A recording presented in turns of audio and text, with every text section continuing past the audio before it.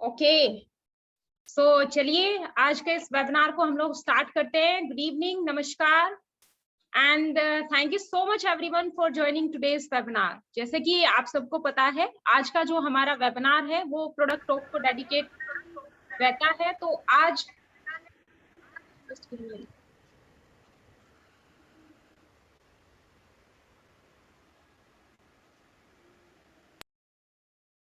Okay, तो मैं आप सभी लोगों से रिक्वेस्ट करूंगी कि आप लोग प्लीज अपने अपने माइक को म्यूट रखिएगा, बिकॉज ये वेबिनार को हम लोग रिकॉर्ड करेंगे।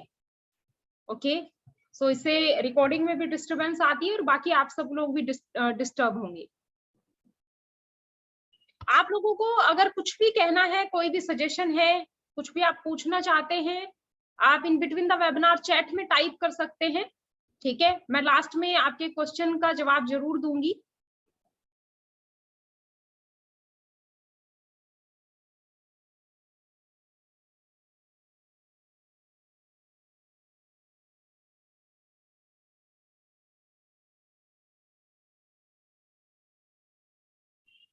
ओके, तो चलिए एक बार फिर से स्टार्ट करते हैं। गुड इवनिंग एवरीवन, मैं किरण गोस्वामी आप सभी का स्वागत करती हूँ हमारे आज के इस प्रोडक्ट वेबिनार के अंदर।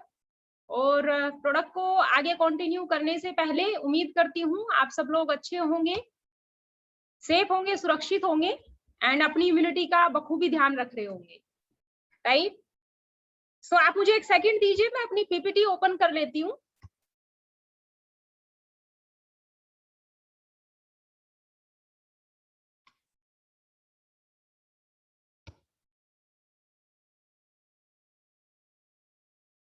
आई होप सबको ये पीपीटी नजर आ रही होगी। Okay, thank you so much. तो आज का जो हमारा टॉपिक है दोस्तों, वो रहेगा protein roles in our body. Last time जब हमने अपना वेबिनार किया था तो आपको याद होगा, हमने जो हमारी बॉडी के अंदर जो अंडर न्यूट्रिशन की कंडीशन में जो डेफिशिएंसीज डेवलप होती है, उन डेफिशिएंसीज के बारे में एक एक करके हमने उनकी उनकी वजह से होने वाली प्रॉब्लम, उनके सॉल्यूशन के बारे में बात की थी। और आज का हमारा रोल रहेगा कि ओवर न्यूट्रिशन की सिचुएशन में कैसे प्रोटीन हमारी बॉडी की हेल्प करता है different kind of chemical reaction को सस्टेन करने में। ठीक है, क्योंकि जब बात प्रोटीन की आती है ना, तो लोगों के अपने मिक्स व्यूज हैं। बहुत लोगों को लगता है कि प्रोटीन सिर्फ उन लोगों के लिए है जो जिम जाते हैं, जो खास करके मसल्स बिल्ड करना चाहते हैं, सिर्फ उन लोगों को प्रोटीन की रिक्वायरमेंट है। लेकिन आज आप जानेंगे कि प्रोटीन के क्या क्या रोल्स होते हैं हमारी बॉडी में, और प्रोटीन का जिम गोवर से या मसल्स बिल्डर से कोई लेना देना नहीं है। प्रोटीन हर एक इंसान के लिए, हर एज के इंसान के लिए बहुत जरूरी है। ठीक है, जब हम बात करते हैं प्रोटीन की, सो एग्जैक्टली मैं आपको बताऊं, protein fuels millions of chemical reaction in our body every single second. ठीक है, सबसे पहले हम बात करते हैं हीमोग्लोबिन की। क्या आपको पता है रेड ब्लड सेल्स में 94% प्रोटीन होता है। तो अगर आपके अंदर ब्लड सेल्स की कमी है या आपके अंदर खून की कमी है, तो उसका एक रीजन ये भी हो सकता है कि आपका प्रोटीन इनटेक इनफ नहीं है।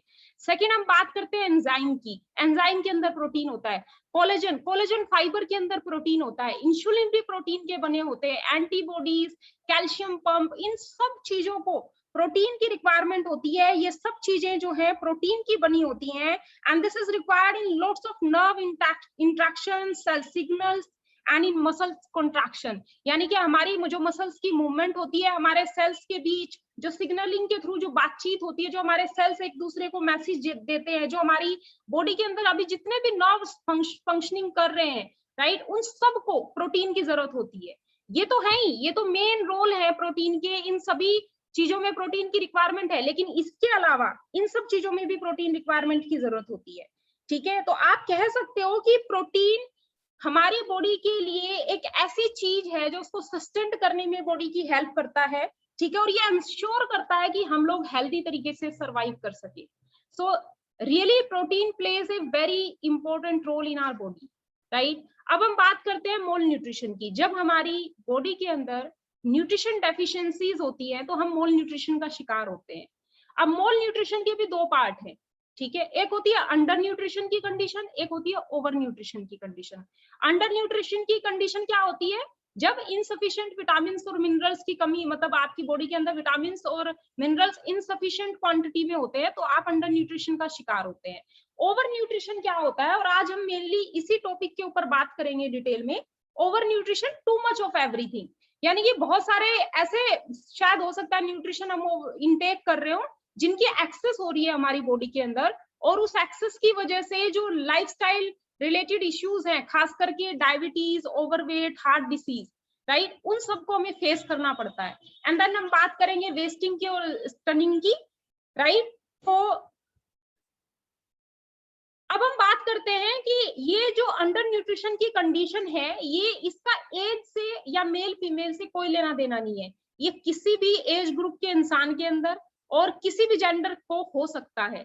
आपके सामने यहाँ पे स्क्रीन में 4 कैटेगरी के लोग दिख रहे हैं आपको, राइट। पहला ऐसा इंसान जो कि आपको दिखने में, हाइट में, वेट में बिल्कुल ठीक लग रहा है, वो भी अंडर न्यूट्रिशन की कैटेगरी में हो सकता है। सेकंड हम बात करते हैं वेस्टिंग की, यानी कि वो लोग जो कि लो वेट है, मतलब हाइट तो ठीक है लेकिन हाइट के हिसाब से उनका जो बॉडी का जो वेट है वो बहुत कम है। कुछ लोग ऐसे होते हैं जिनकी हाइट भी कम होती है और वो मतलब ओवरवेट का शिकार होते हैं। एंड देन कुछ लोग ऐसे जिनकी हाइट भी अच्छी है और अंडर वेट भी है। तो ये चारों ही कैटेगरी के लोग अंडर न्यूट्रिशन की कैटेगरी में हो सकते हैं।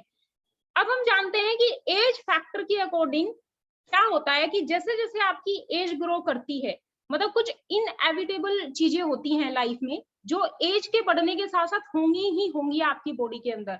जैसे कि आपको पता है कि जैसे जैसे एज बढ़ती है हमारी जो बॉडी है वो न्यूट्रिशन को प्रॉपर एब्जॉर्ब नहीं कर पाती, और खास करके जब आप 60 की एज को क्रॉस करते हो तो भले ही आप कितना भी न्यूट्रिशन खा लो लेकिन आपकी बॉडी इसको प्रॉपर एब्जॉर्ब नहीं कर पाएगी और आप मोल न्यूट्रिशन की कैटेगरी में आना स्टार्ट हो जाओगे। तो आप देख रहे हो कि ये जो चीजें है ये स्टार्ट होता है, ये जब हम जैसे ही हम 18 की एज को क्रॉस करते हैं उसके बाद लोग जो है मोल न्यूट्रिशन की कैटेगरी में आना शुरू हो जाते हैं। ठीक है, तो यहाँ पे परसेंटेज दिखाई गई है। तो आप इस ग्राफ में देख रहे होंगे कि खास करके जो परसेंटेज बढ़ती है वो कहाँ पे, जब लोग 80 की एज, 85 की एज को खास करके क्रॉस करते हैं तो वो बहुत ज्यादा इस मोल न्यूट्रिशन का शिकार होते हैं। लेकिन 65 और 84 की एज के बीच में भी बहुत सारे लोगों में ये मोल न्यूट्रिशन की कंडीशन देखी गई है। अब मैं भी हो सकता है आप में से बहुत सारे लोग ना इस पिक्चर से अपने आप को रिलेट ना कर पा रहे हो। आप सोच रहे होंगे ना तो मेरी एज 60 है ना मेरी एज 85 अबव है, तो चलो मेरे लिए तो इन चीजों का कोई लेना देना नहीं है। लेकिन ऐसा नहीं है। आज की डेट में जो इंसान आपको ठीक ठाक नजर आ रहा है ना वो भी मोल न्यूट्रिशन का शिकार हो सकता है। तो जनरली क्या होता है, जनरल पॉपुलेशन में हमें डिफरेंट काइंड के इश्यूज देखने को मिलते हैं मोल न्यूट्रिशन से रिलेटेड। फर्स्ट कैटेगरी आती है एक्सेस वेट। ये वो लोग होते हैं जिनकी बॉडी में बहुत ज्यादा एक्सेस फैट स्टोर होता है और वो ऐसा फैट होता है जिसको ये रिमूव करने की बहुत कोशिशें करते हैं बट वो इतनी आसानी से इनका पीछा छोड़ता नहीं है। एंड सेकंड कैटेगरी होती है, ये सेकंड जो आपको पिक्चर में लड़की नजर आ रही है, देखिए ये दिखने में आपको बिल्कुल थिन, टॉल एंड बहुत ही सुंदर नजर आ रही है, राइट। मे भी हो सकता है इसके कपड़ों का साइज भी शायद स्मॉल या मीडियम होगा, लेकिन ये भी अंडर न्यूट्रिशन का शिकार हो सकती है।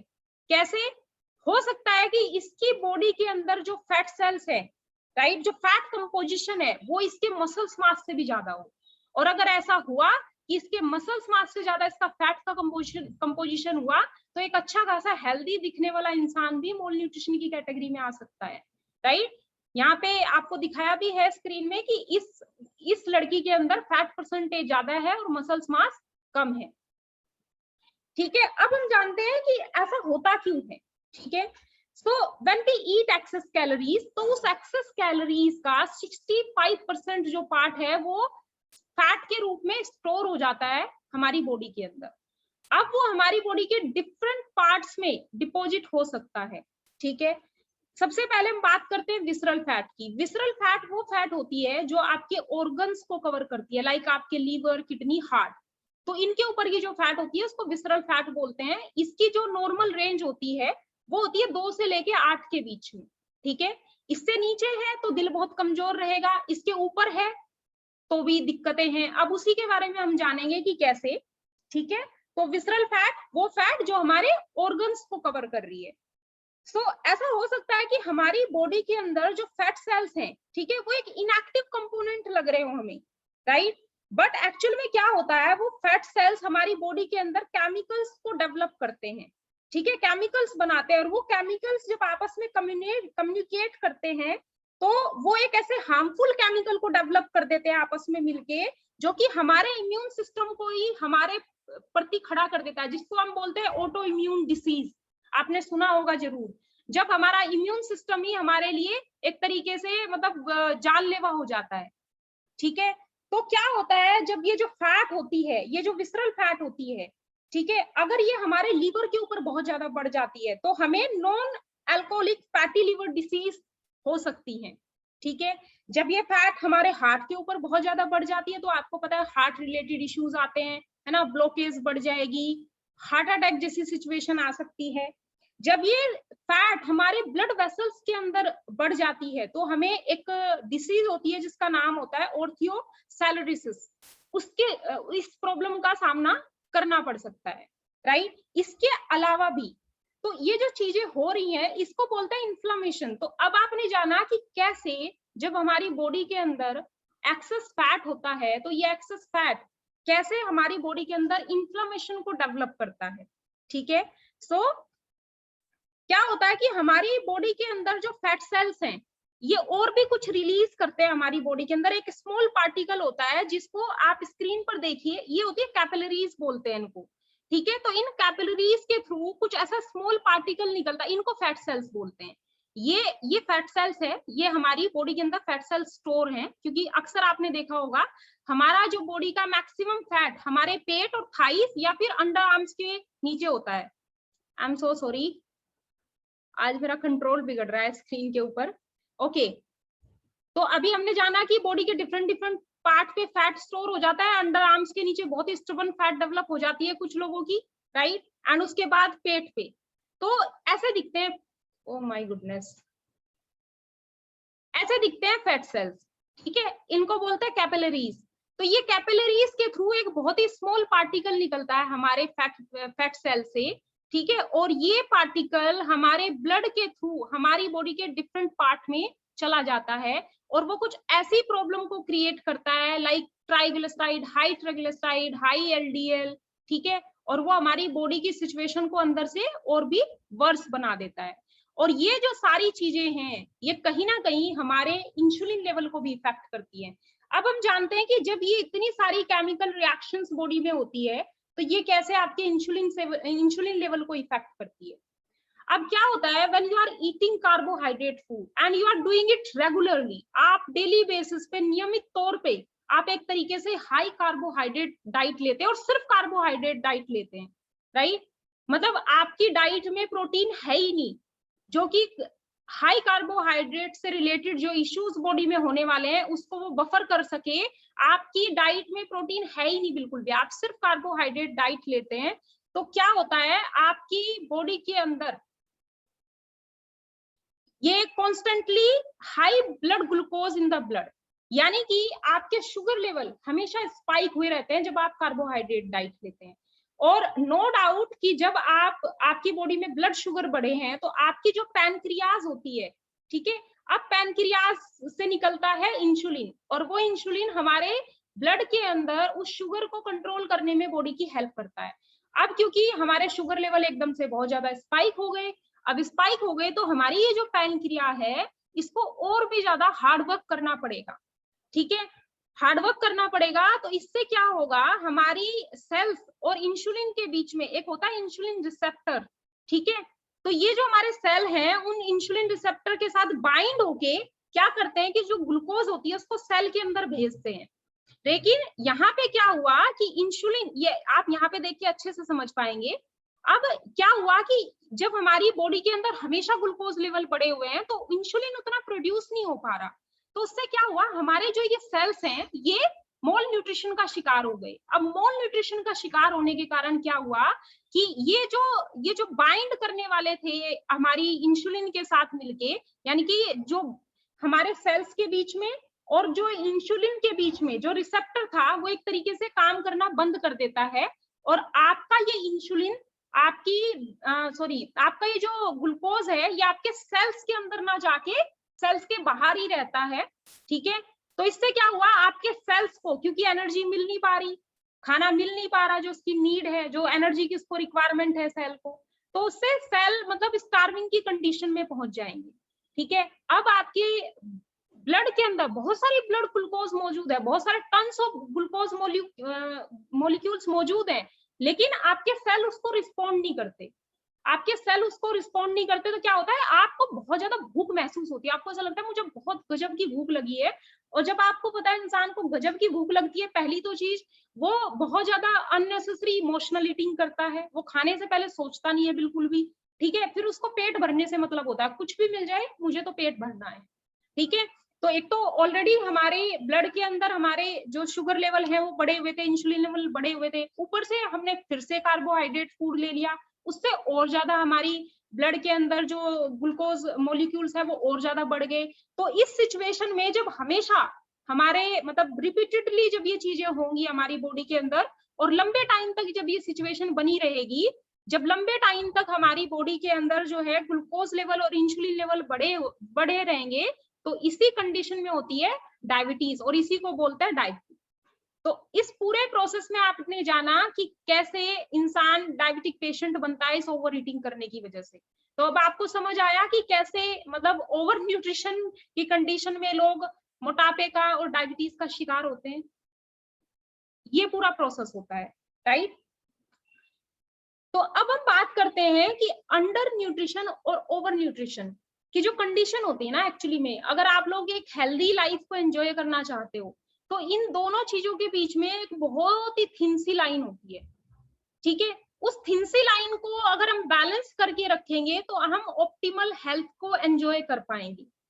तो कैसे हम उसको बैलेंस करें, इस थिन लाइन को हम कैसे बैलेंस करें, तो उसका एक ही रास्ता है कि हम अपनी डाइट के अंदर प्रोटीन इनटेक को बढ़ाएं, because protein is needed for sustenance, यानी कि हमारी बॉडी को सस्टेंड करने के लिए प्रोटीन की रिक्वायरमेंट है। और उसका अगेन मैंने शुरू में भी मेंशन किया था कि हमारे एज ग्रुप से कोई लेना देना नहीं है, जेंडर से कोई लेना देना नहीं है, आप मेल हैं या फीमेल हैं, आप बच्चे हैं कि बूढ़े, हर एज ग्रुप को प्रोटीन की रिक्वायरमेंट है, हर एज ग्रुप को, right.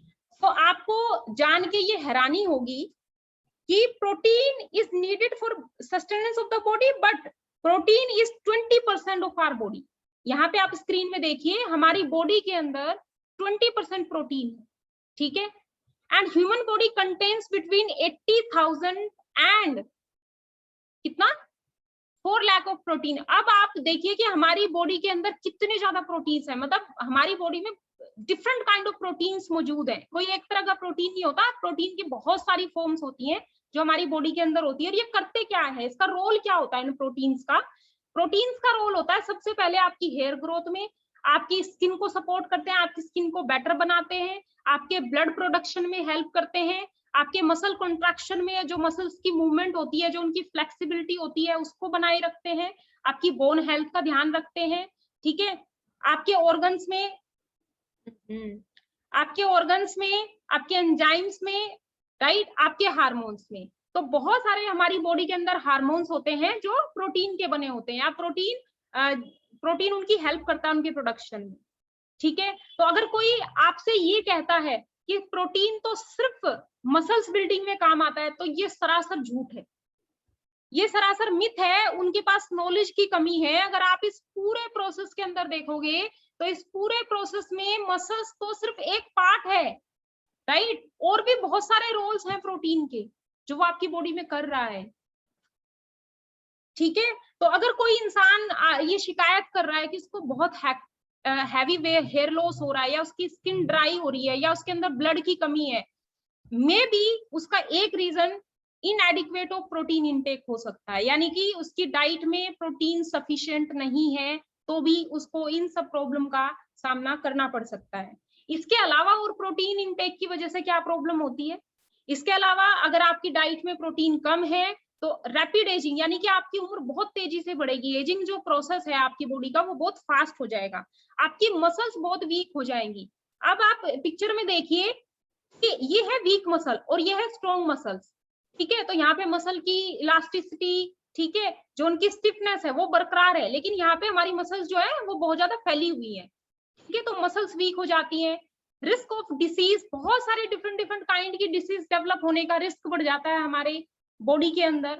And decline brain functioning, हमारे ब्रेन के अंदर भी ऐसी बहुत सारी फंक्शनिंग है जो जिसको प्रोटीन इंटेक इफेक्ट करता है। तो अगर आपकी डाइट में प्रोटीन इंटेक इनफ नहीं है तो शॉर्ट टर्म मेमोरी डेफिशिएंट, मतलब कि आप चीजों को याद नहीं रख पाएंगे ठीक से, या जो आपकी सोचने समझने की जो डिसीजन लेने की पावर है उस पर बहुत इफेक्ट पड़ेगा।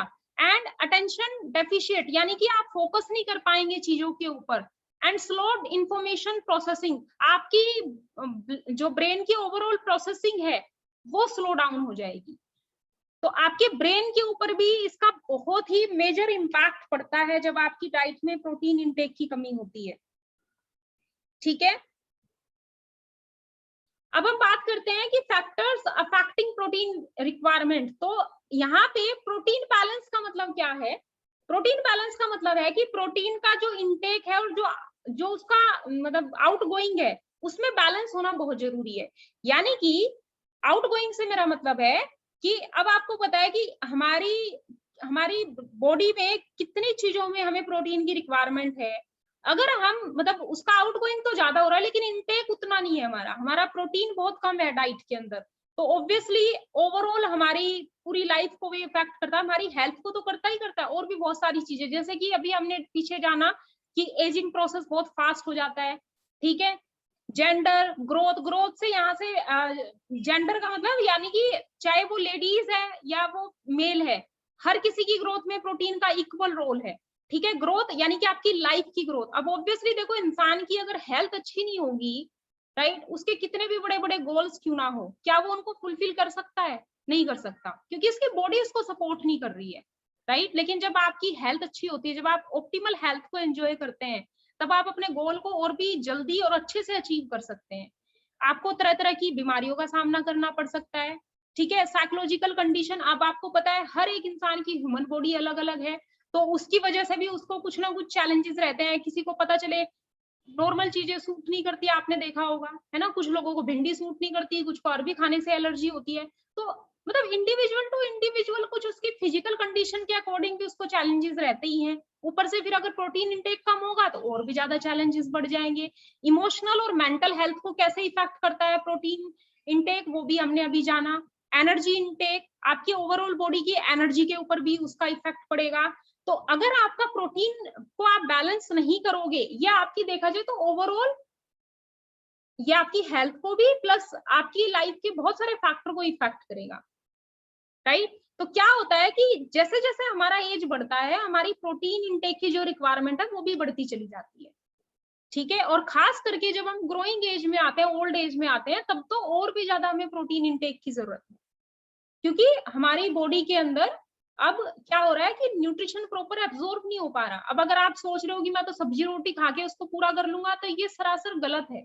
आपको सप्लीमेंटेशन तो करना ही पड़ेगा, आपको प्रोटीन सप्लीमेंट लेने पड़ेंगे, राइट। तो क्या होता है जब आपकी एज ग्रो करना स्टार्ट करती है, आप देखिए कि आपकी यहाँ पे अंडर 30 मतलब 30 की एज तक जो आपके मसल्स मास होते हैं ना, वो पूरे पीक पर होते हैं। ठीक है, यानी कि आपकी बॉडी में अच्छी एनर्जी है, आप अच्छे दिख रहे हैं। तो जैसे ही आप 40 की एज को क्रॉस करते हैं, उसके बाद आपकी बॉडी में अब एजिंग प्रोसेस जो है वो स्टार्ट हो चुका है और आपका मसल्स डीजनरेशन स्टार्ट हो जाता है। एंड यहाँ तक आते आते 40 टू 80 की एज के बीच में जो आपकी मसल्स हैं वो ऑलरेडी 30 टू 50% तक वो डिक्रीज हो चुकी होती है। ठीक है, तो ये कैसे इनएविटेबल चीज है जिसको हम मतलब रोक नहीं सकते। मतलब भाई एज बढ़ेगी तो एज के साथ साथ ये कॉम्प्लिकेशंस तो बॉडी में आएंगी। कहते नहीं कि देखो कुछ तो एज का भी इफेक्ट है।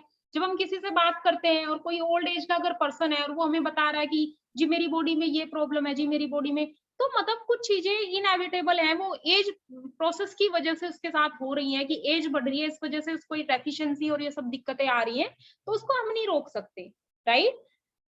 सो अब हम बात करते हैं कि जनरली कितना प्रोटीन हमें डेली बेसिस पर रिक्वायर्ड होता है। तो मेडिकल स्टैंडर्ड के अकॉर्डिंग बता रही हूँ ये मैं आपको कि मिनिमम 0.8 ग्राम से लेके 1 ग्राम प्रोटीन की रिक्वायरमेंट होती है पर केजी।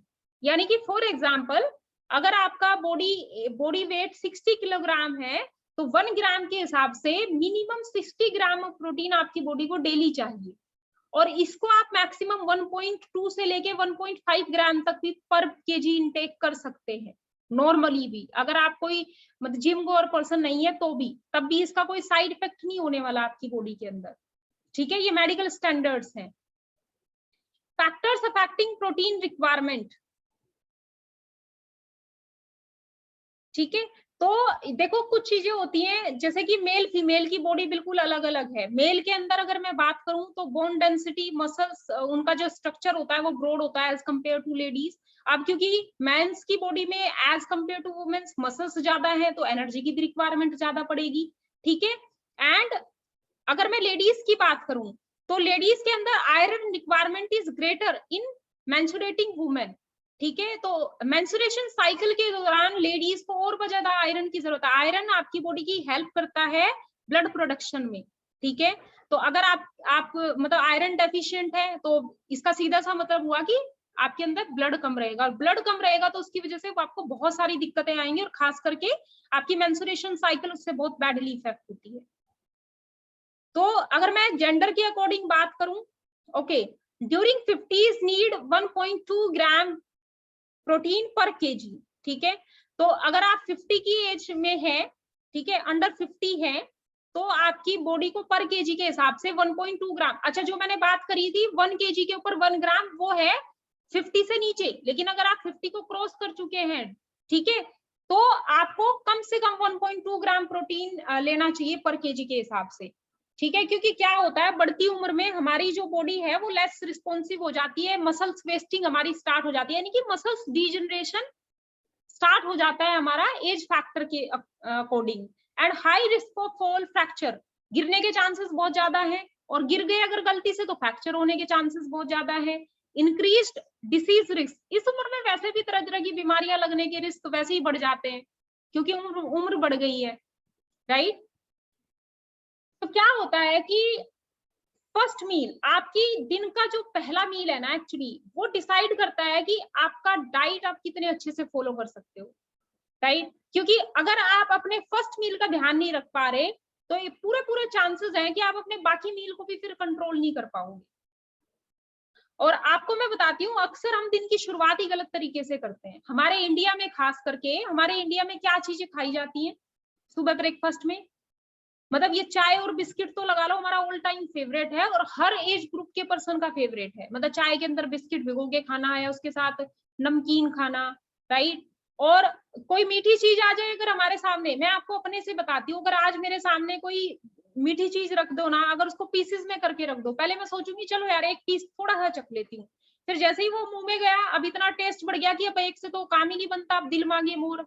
मैं आपको परसों की बताती हूँ, मैं परसों दिल्ली ऑफिस गई हुई थी, वहां पे यशदेव सर लड्डू लेके आए, मैंने एक खाया, सच में मेरे से कंट्रोल नहीं हुआ, बड़े दिनों बाद लड्डू खाया, तो मैंने सोचा यार एक से क्या होता है, चलो आधा और खा लेती हूँ, ठीक है। और वो एक का 1.5 खा लिया। तो ऐसा ऐसा मैं नहीं, ऐसा हम सब लोग करते हैं, खास करके जब मीठी चीजें हमारे सामने रखी होती है तो एक थोड़े से कंट्रोल नहीं होता, वो थोड़ा थोड़ा करके हम, पता चला कि हमारे सामने किसी ने 4 पीसेस में इतना सा भी केक रखा ना, पहले हम सोचेंगे थोड़ा सा, वो थोड़ा थोड़ा करके पूरा ही खा लेते हैं हम, ठीक है।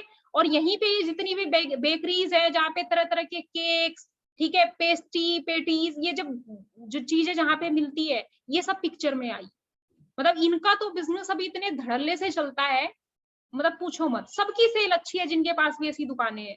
रीजन ऐसा नहीं कि हमें शौक है या हम जानबूझ के करते हैं, हमें समझ नहीं आती कि हमारी बॉडी के लिए हार्मफुल है, नहीं। एक्चुअली में बात ये है कि एक तो खाने में टेस्टी बहुत लगता है, ठीक है, मीठी चीजें टेस्टी तो लगती हैं, कार्बोहाइड्रेट जो होता है ना, खास करके जो सिंपल कार्बोहाइड्रेट होता है वो खाने में बहुत टेस्टी लगता है। जैसे कि आप समोसे की बात कर लो, आप ब्रेड पकौड़े की बात कर लो, टेस्टी लगते हैं खाने में, राइट। तो जो सिंपल कार्बोहाइड्रेट होते हैं वो खाने में टेस्टी लगते हैं और हम कंट्रोल नहीं कर पाते, राइट। तो और कन्वीनियंट भी बहुत होते हैं बनाने में भी और खाने में भी। तो ये भी रीजन है कि हम ना चाहते हुए भी, मतलब सबकॉन्शियसली नहीं, सॉरी कॉन्शियसली नहीं, हम सबकॉन्शियसली इन सब चीजों को कर रहे होते हैं। तो अब क्या जाए, इसका सोल्यूशन क्या है, कैसे मतलब हम अपने फर्स्ट मील का ध्यान रख के और हम अपने पूरे दिन को सेट कर सकते हैं। वो कहते हैं ना दिन की शुरुआत जैसी होती है, इस पे डिसाइड करता है कि आपका पूरा दिन कैसे जाने वाला है। तो नो डाउट जब एक आप हाई प्रोटीन डाइट से अपने दिन की शुरुआत करोगे, आपका जो मेटाबॉलिज्म है वो एकदम से बूस्टअप हो जाएगा, और बूस्टअप हो जाएगा तो आपको बहुत अच्छी एनर्जी फील होगी। अगर एक अच्छी गुड एनर्जी के साथ आप अपने दिन की शुरुआत करोगे, जस्ट थिंक अबाउट इट कि आपका पूरा दिन कैसा जाएगा फिर, ठीक है। तो अगर आप अपने दिन की शुरुआत वे प्रोटीन से करते हैं, ठीक है, तो ऐसा बहुत सारी साइंस स्टडी में दिखाया गया है कि जैसे जैसे आपके प्रोटीन का इंटेक बढ़ता है आपकी डाइट के अंदर, वो आपके ब्लड शुगर लेवल को डिक्रीज करने में हेल्प करता है। जैसे कि यहाँ पे दिखाया गया है ग्राफ में कि अगर आपकी डाइट में 4.5 ग्राम का भी प्रोटीन इंटेक है, उससे सीधा सीधा जो आपके ब्लड ग्लूकोज लेवल है वो 25% तक डिक्रीज होते हैं। ओह माय गुडनेस, 9 ग्राम है तो 37%, 18 ग्राम है तो 46%, यानी कि जितना वे प्रोटीन उतना ज्यादा आपके ब्लड शुगर डिक्रीज होंगे। तो अगर आपकी डाइट में वे प्रोटीन अच्छी मात्रा में जा रहा है आपकी बॉडी के अंदर, तो आप मतलब कहीं ना कहीं जो इंसुलिन रेजिस्टेंस की जो कंडीशन है उसको भी आप रोक सकते हैं। इसीलिए कहा जाता है कि जिनको भी इंसुलिन रेजिस्टेंस की प्रॉब्लम होती है ना, उनको प्रोटीन इंटेक बढ़ाना चाहिए। और खास करके मैं वुमेन्स के लिए बोल रही हूँ, लड़कियों के लिए, क्योंकि आजकल की महिलाओं में पीसीओडी की प्रॉब्लम बहुत आमतौर से देखी गई है। यहाँ तक कि ये कहना गलत नहीं होगा कि 100 में से 80% महिलाओं को आज की डेट में पीसीओडी की प्रॉब्लम है। और पीसीओडी की प्रॉब्लम में इंसुलिन रेजिस्टेंस का डेवलप होना हमारी बॉडी के अंदर बहुत आम बात है, राइट। तो इंसुलिन रेजिस्टेंस की कंडीशन में जितना प्रोटीन इंटेक हाई होता है उतने आपके blood glucose level drop down होते हैं, ठीक है। तो हमारे जितने भी प्रोटीन बेस्ड प्रोडक्ट हैं, जैसे कि आप सबको पता है कि हमारे इंडिया में खास करके वे प्रोटीन की अगर मैं बात करूं तो उसका हमारे पास बहुत अच्छा सोर्स है हमारा यूनिसिटी का एलसी बेस। वैसे हमारे लीन कंप्लीट में भी वे प्रोटीन है, लेकिन उतना मात्रा में नहीं है जितना कि एलसी बेस में है, ठीक है। तो एलसी बेस में हमारा वे प्रोटीन है, जिसमें कि पर सैशे कितना प्रोटीन आपकी बॉडी में जाता है, 25 ग्राम। अब लगा लो अगर आप 2 सैशे भी ले रहे हो तो 50 ग्राम की रिक्वायरमेंट तो आपने यहीं से फुलफिल कर दी।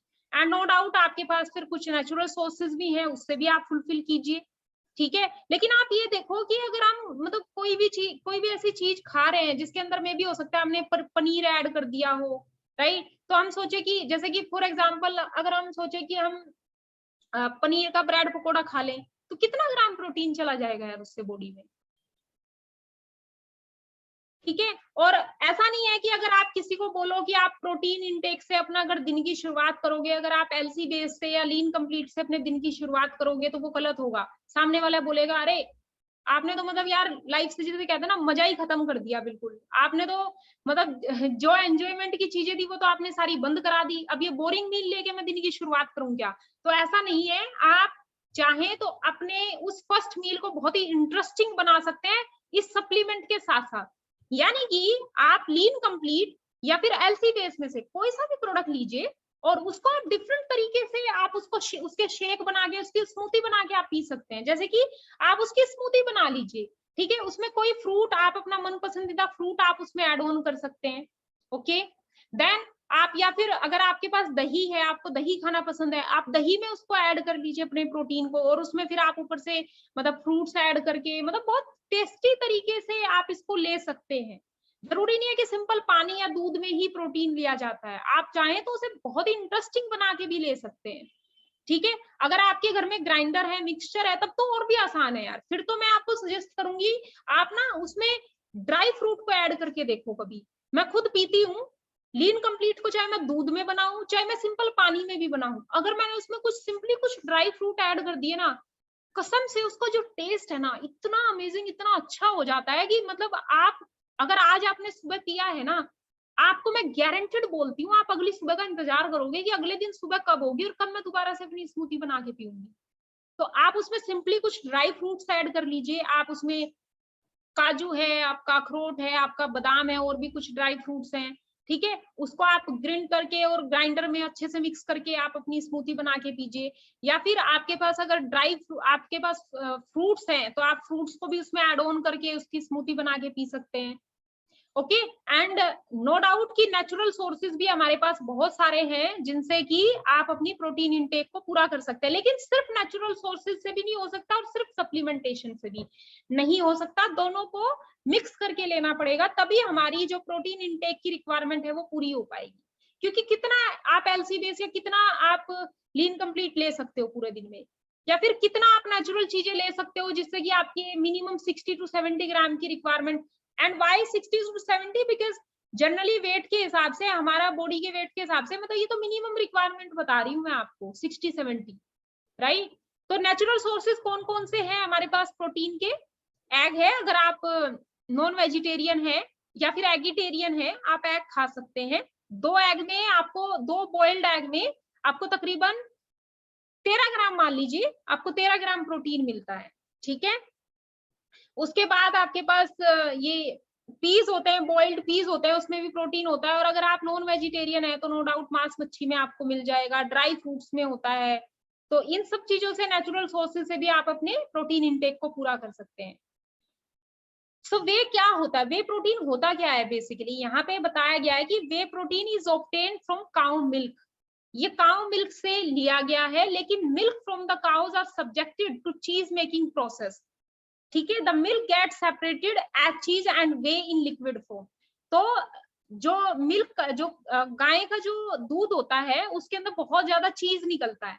तो यहाँ पे उसको प्रोसेस करके क्या कर दिया, उस चीज को अलग निकाल दिया और उसमें से निकलता है वे, लिक्विड फॉर्म में, उसको अलग कर दिया, ठीक है। तो इस तरीके से वे प्रोटीन तैयार किया जाता है, यानी कि मिल्क को ही फिल्टर करके निकाला जा रहा है, लेकिन उसके अंदर चीज नहीं होती।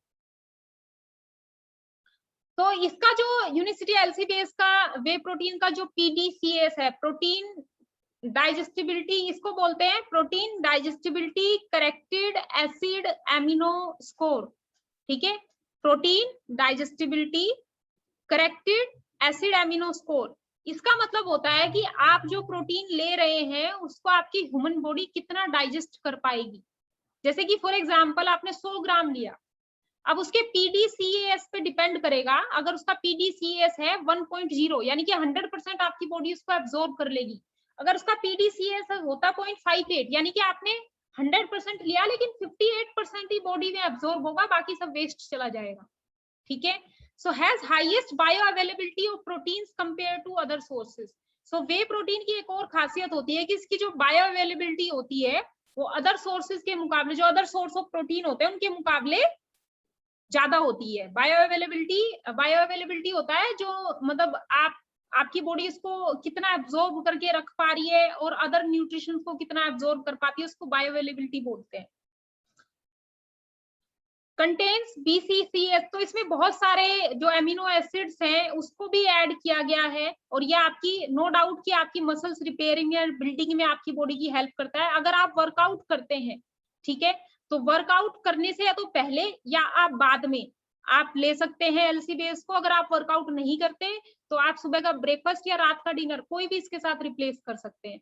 लेकिन खास करके अगर आप वेट लिफ्टिंग एक्सरसाइज करते हैं, वेट लिफ्टिंग एक्सरसाइज करते हैं, या फिर अगर आप कार्डियो जो एक्सरसाइजेस होती है वो करते हैं, तो आपको पोस्ट वर्कआउट लेना चाहिए, क्योंकि उससे आपकी मसल्स रिकवरी में हेल्प मिलती है। फिर उसके बाद हम बात करें लीन कंप्लीट की, तो लीन कंप्लीट में 3 तरह के प्रोटीन का ये ब्लेंडर है हमारे, और इसका जो पीडीसीएस है वो भी अगेन 1 है, यानी कि 100% आपकी बॉडी इसको एब्जॉर्ब करती है। और इसके अंदर है 3 तरह के protein, way and soya protein isolate and way protein concentrate. ये आपके weight loss, weight gain, weight management के ऊपर काम करता है ये प्रोडक्ट, ठीक है। अगर आप इसको किसी भी शेक में या फुल क्रीम मिल्क में खाने के बाद लेते हैं तो ये वेट गेन करने में हेल्प करता है। जैसे जो लोग अंडर वेट हैं वो डेफिनेटली इसको हेल्दी वेट गेन करने के लिए यूज कर सकते हैं। अगर कोई पर्सन वेट लॉस करना चाहता है तो वो अपने 1 टाइम का मील या तो सुबह का ब्रेकफास्ट, और सबसे आइडल टाइम होता है सुबह का ब्रेकफास्ट रिप्लेस करना, क्योंकि अक्सर हम गलती क्या करते हैं, हम दिन की शुरुआत ही गलत तरीके से करते हैं।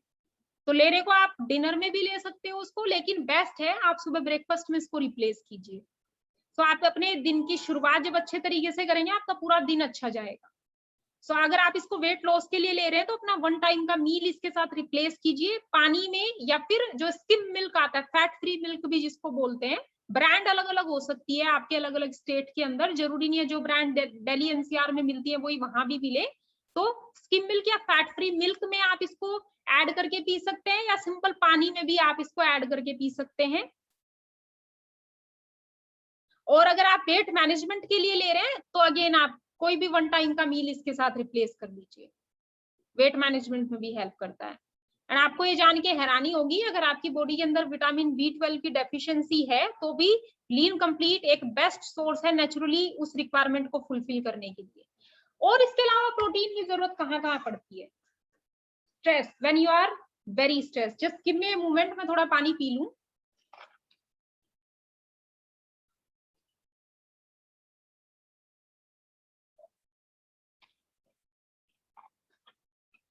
क्योंकि क्या होता है, when you are stress so your body work harder, आपकी बॉडी को और भी ज्यादा हार्ड मेहनत करनी पड़ती है। कैसे?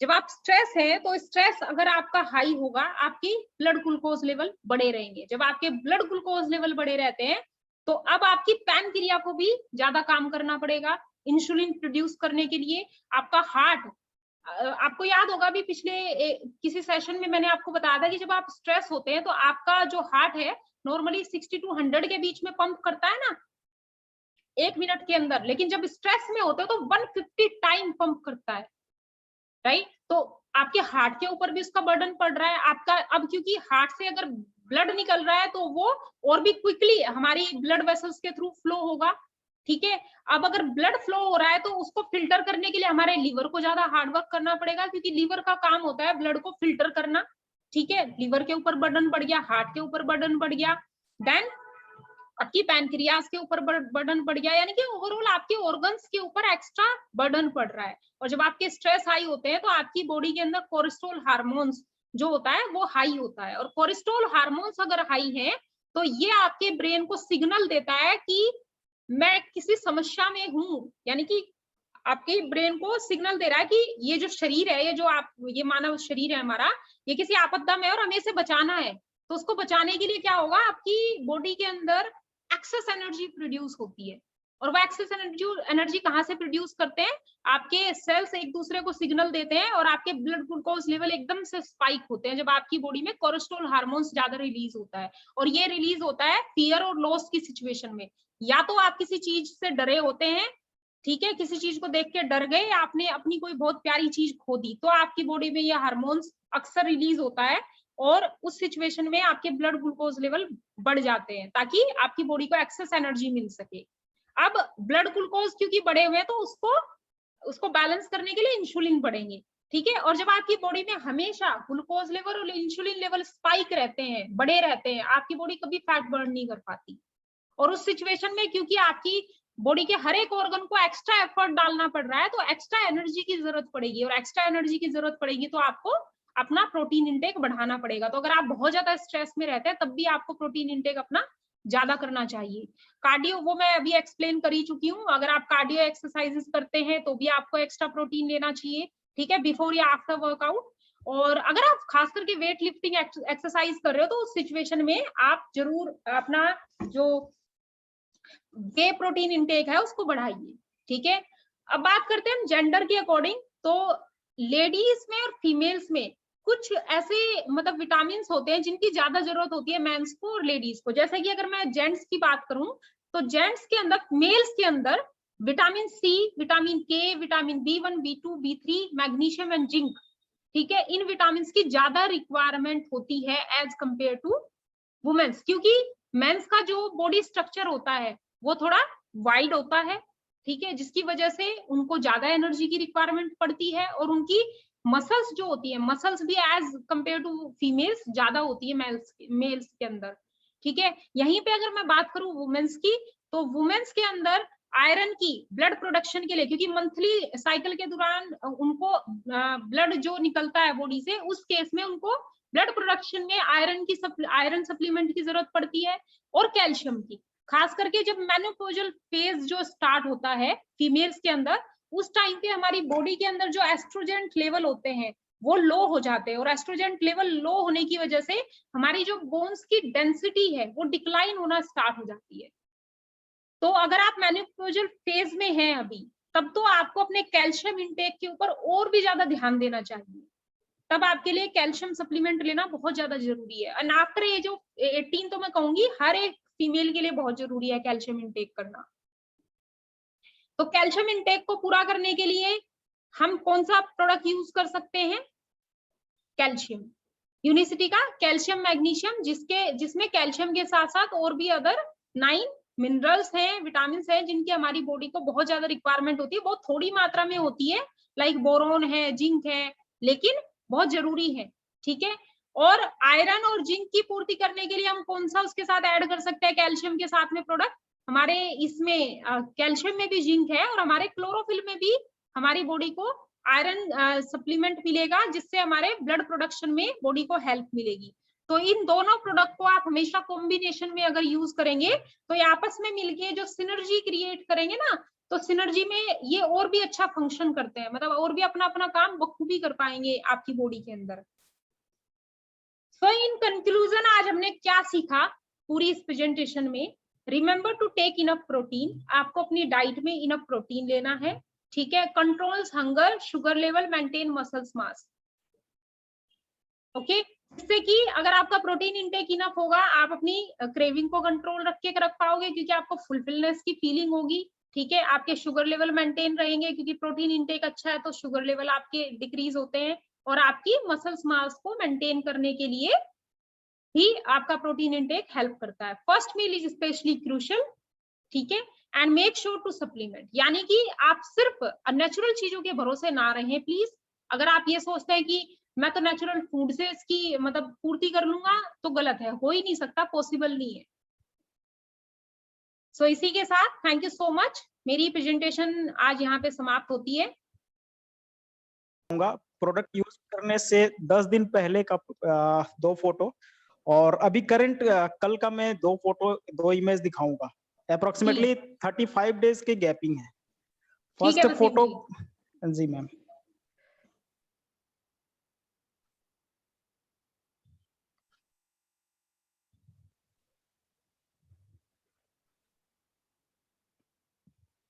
मैम ये मेरी पहली फोटो है, जिस दिन मैं प्रोडक्ट यूज कर रहा था उसके 10 दिन पहले का अप्रोक्सीमेटली इमेज है। एक और इमेज दिखाता हूँ, आप यहाँ पे स्टोमक देख सकते हैं कितना ज्यादा है, और एक और इमेज स्टोमक का दिखाता हूँ मैम।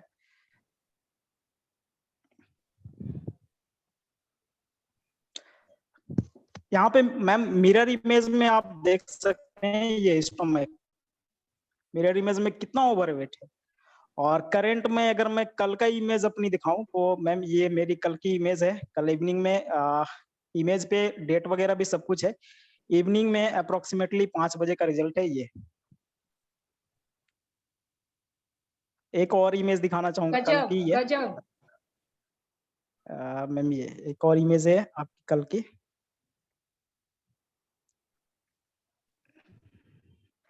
आप देख सकते हैं मैम 35 डेज में कितनी चेंजिंग हुए हैं। बाकी कॉम्प्लीमेंट मुझे बचपन से बहुत सारे लोग देख रहे हैं, कॉम्प्लीमेंट इतने मिलते हैं कि मैं आपको बता नहीं सकता।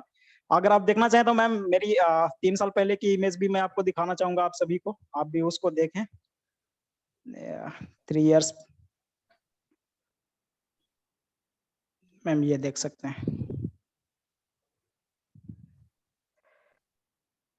ठीक है मैम, थैंक यू। यूनिसिटी ने बहुत अच्छा मेरा स्टेमिना मेंटेन किया है, और स्टेमिना मैंने गेन किया है। अप्रोक्सीमेटली पहले मैं 1/2 किलोमीटर चलने पे भी थोड़ा मतलब हाफ हो जाता था। आप फोटो में इमेज में देख सकते हैं ओवरवेट की वजह से हो जाता था। अभी अप्रोक्सीमेटली आज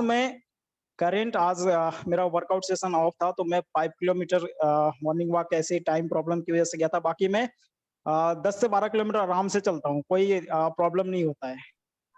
ओके, सो वसीम जी मैं चाहूंगी कि आप अपना प्रोडक्ट शेयर करेंगे प्लीज, कौन सा आपने लिया है, कैसे शुरुआत करी है आपने? मैम वर्कआउट मॉर्निंग में उठ के जब मैं जगता हूँ तो वर्कआउट से पहले मैं थोड़ी सी ब्लैक कॉफी लेता हूँ, क्योंकि एक्सरसाइज में ब्लैक कॉफी बहुत ज्यादा हेल्पफुल होता है। उसके बाद मैं क्लोरोफिल, और उसके बाद में लीन कंप्लीट या फिर एलसी बेस, और उसके बाद जस्ट 10 बजे के समथिंग में मतलब फील होने लगता है कि भूख लगा है। वहां पे हमारी बॉडी को जो एनर्जी प्रोवाइड करेगा वो हमारे ब्लैक कॉफी प्रोवाइड करेगा, और उससे मुझे क्या मिलता है, एनर्जी मिलता है। प्लस में ब्लैक कॉफी बहुत अच्छे तरीके से वेट लॉस भी करता है। उसके बाद में खाने से 15 मिनट पहले स्लिम, और खाने के 15 मिनट बाद लंच के बाद एक्टिवेट। शाम में इवनिंग में मैम यूनिवर्सिटी माचा, उसके बाद डिनर में एलसी बेस, और एलसी बेस के बाद नेचर्स टी। ये मेरा डेली का routine ma'am. Morning exercise 1 our and evening 2 to 3 kilometre evening walk, okay. और रिजल्ट अमेजिंग है। और आपने शुरुआत, if I am not wrong, chlorophyll और क्लियर स्टार्ट किट से की थी। जी जी जी, क्लोरोफिल क्लियर स्टार्ट किट, वो लाइफ फाइबर वगैरह उसमें सब था, जी। तो उसको यूज किया और काफी अच्छा अमेजिंग रिजल्ट है। नो वाकई में डाउट। मतलब बॉडी पूरा एकदम बहुत हल्का लगता है कि एकदम बहुत हल्का है मतलब। जी। हम्म, थैंक यू सो ठीक। Much Wasim ji, and indeed बहुत